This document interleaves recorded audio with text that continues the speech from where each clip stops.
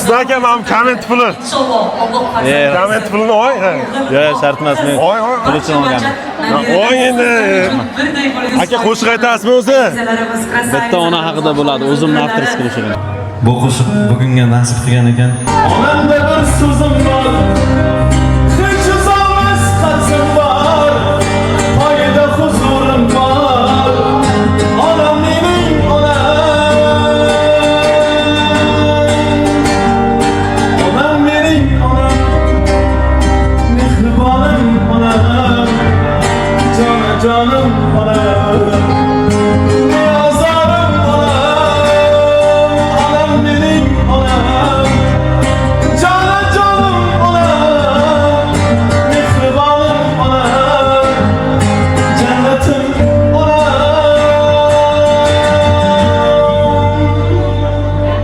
Onajon bu qo'shiq tug'ilgan kuningiz uchun.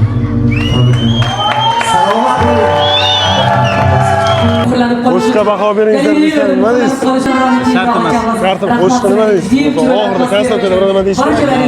Hayvonsiz hayajondaman. Bu lahzalar